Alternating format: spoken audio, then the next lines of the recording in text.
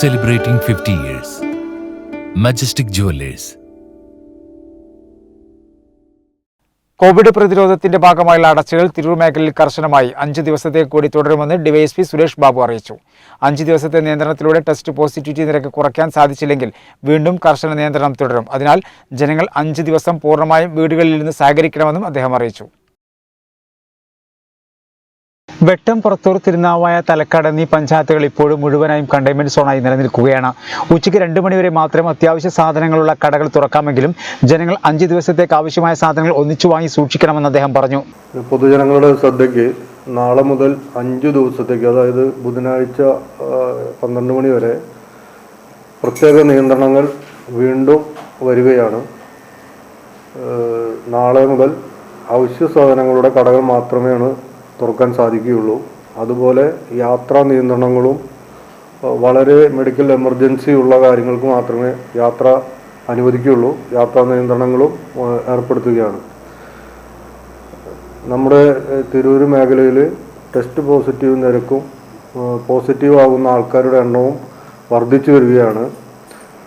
ഇവിടെ തന്നെ നമുക്ക് അറിയാം, വെട്ടം, പുറത്തൂർ, തലക്കാട്, തിരുനാവായ പഞ്ചായത്തുകളിൽ ഇപ്പോൾ കണ്ടെയ്ൻമെൻറ്റ് സോണുകളാണ്. കണ്ടെയ്ൻമെൻറ്റ് സോണുകളിലുള്ള പഞ്ചായത്തുകളിൽ കണ്ടെയ്ൻമെൻറ്റ് സോണുകളുടെ വ്യവസ്ഥകൾ തന്നെയായിരിക്കും. 2 മണി വരെ മാത്രമേ ഷോപ്പുകൾ തുറക്കാൻ അനുവദിക്കുകയുള്ളൂ.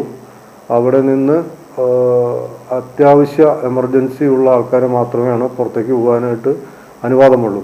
പലചരക്ക്, പാൽ, പച്ചക്കറി തുടങ്ങിയ അത്യാവശ്യ സാധനങ്ങൾ വിൽക്കുന്ന കടകൾ ഒഴിച്ചുള്ള മുഴുവൻ കടകളും 5 ദിവസത്തേക്ക് അടച്ചിടണമെന്നും അനാവശ്യ കാരണങ്ങളാൽ പുറത്തിറങ്ങുന്നവർ സത്യവാങ്മൂലം കരുതണമെന്നും ഡിഎസ്പി പറഞ്ഞു.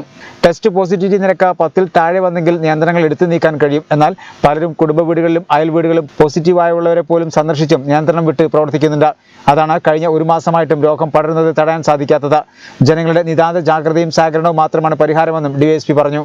ഇപ്പോഴും പലയിടത്തും ജനങ്ങൾ നിയന്ത്രണം വിട്ട് പ്രവർത്തിക്കുകയും അതുപോലെ തന്നെ കുടുംബ വീടുകളിലും അയൽവക്കങ്ങളിലും പോസിറ്റീവായവരുടെ പ്രൈമറി കോണ്ടാക്റ്റുകൾ കയറി ഇറങ്ങുകയും രോഗം പടരുകയും ചെയ്യുകയാണ്.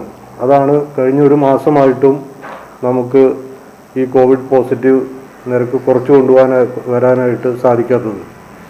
ജനങ്ങളുടെ നിതാന്തമായ ജാഗ്രത കൊണ്ട് മാത്രമേ നമുക്ക് ഈ പോസിറ്റീവ് നിരക്ക് കുറയ്ക്കാൻ സാധിക്കുകയുള്ളൂ. ഇപ്പോൾ തന്നെ കഴിഞ്ഞ 3-4 ദിവസമായി നമ്മുടെ പഞ്ചായത്തുകളിലെല്ലാം 20-ന് മേലെയാണ് ടെസ്റ്റ് പോസിറ്റീവ് നിരക്ക്. മിക്ക പഞ്ചായത്തുകളിലും 50-ൽ മേലെ പോസിറ്റീവ് കേസുകൾ ഓരോ ദിവസവും റിപ്പോർട്ട് ചെയ്തുകൊണ്ടിരിക്കുന്നുണ്ട്. അപ്പോൾ അത് നമുക്ക് വളരെയധികം താഴോട്ട് കൊണ്ടുവരേണ്ടിയിരിക്കുന്നു. കുടുംബ വീടുകളിൽ ക്വാറന്റൈൻ കഴിയുന്നവർ വളരെയധികം ശ്രദ്ധിക്കണം. മറ്റു വീട്ടു അംഗങ്ങൾ അവരായിട്ട് ബന്ധപ്പെട്ടുകൊണ്ട് ആണ് നമുക്ക് ഇത്രയധികം പോസിറ്റീവ് നിരക്കുകൾ ഓരോ ദിവസം വരുന്നത്. ഒരു വീട്ടിൽ പോസിറ്റീവായാൽ ആ വീട്ടിലെല്ലാവർക്കും തുടർന്നുള്ള ദിവസങ്ങളിൽ പോസിറ്റീവായതിനു ശേഷമാണ് നമുക്ക് ഇത്രയധികം നിരക്ക് ഉയരുന്നത്. 5 ദിവസത്തെ നിയന്ത്രണത്തിലൂടെ ടെസ്റ്റ് പോസിറ്റിവിറ്റി നിരക്ക് കുറയ്ക്കാൻ സാധിച്ചില്ലെങ്കിൽ വീണ്ടും കർശന നിയന്ത്രണം തുടരും. അതിനാൽ ജനങ്ങൾ 5 ദിവസം പൂർണ്ണമായും വീടുകളിലിരുന്ന് സഹകരിക്കണമെന്നും അദ്ദേഹം അറിയിച്ചു. കോവിഡ് പോസിറ്റീവ് ആവുന്ന ആൾക്കാരുടെ എണ്ണം കുറഞ്ഞില്ലെങ്കിൽ തുടർ ദിവസങ്ങളിലും ശക്തമായ നടപടികൾ ഏർപ്പെടുത്തേണ്ടതായി വരും. പൊതുജനങ്ങൾ എല്ലാവരും ഈ കോവിഡ് പ്രതിരോധത്തിൽ അണിചേരണം. എന്തുകൊണ്ടെന്നാൽ നിങ്ങളുടെ ആ സഹകരണം, ഈ 5 ദിവസത്തെ ഈ സഹകരണം കൊണ്ട് നമുക്ക് ഈ നിരക്ക് കുറയ്ക്കാൻ സാധിച്ചാൽ നമ്മുടെ കണ്ടെയ്ൻമെൻറ്റ് സോണുകളിലുള്ള ടെസ്റ്റ് പോസിറ്റീവ് നിരക്ക് 10-ന് താഴെ പോകും. അതുപോലെ തന്നെ നമുക്ക് എല്ലാ നിയന്ത്രണങ്ങളും ഒഴിവാക്കാനായിട്ട് സാധിക്കും.